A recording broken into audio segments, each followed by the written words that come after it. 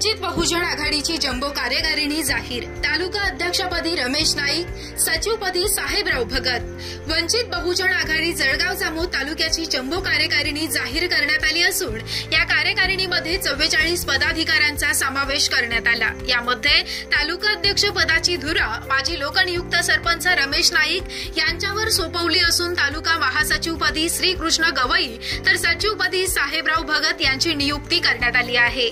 नियुक्ती झाल्याबद्दल वंचित नेते देवाभाऊ दामोदर यांनी या नवनियुक्त कार्यकारिणीचे अभिनंदन केलं।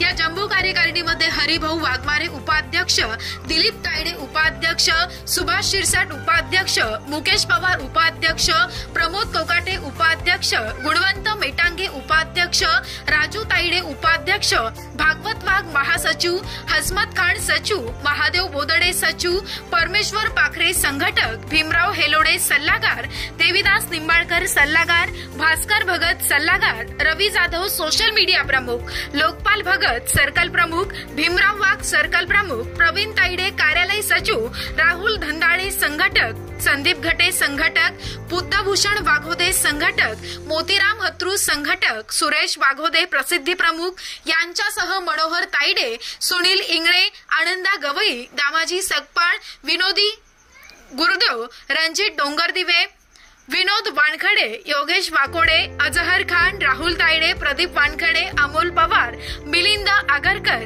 प्रकाश जवंजाळ, मयूर खंडेराव सह सुनील वावरे यांची सदस्य म्हणून नियुक्ती करण्यात आली आहे। ही नियुक्ती वंचित बहुजन आघाडीचे राष्ट्रीय अध्यक्ष ॲडव्होकेट प्रकाश आंबेडकर यांच्या आदेशाने किसन चव्हाण महासचिव, वंचित बहुजन आघाडी महाराष्ट्र प्रदेश अध्यक्ष यांच्या वतीने करण्यात आली।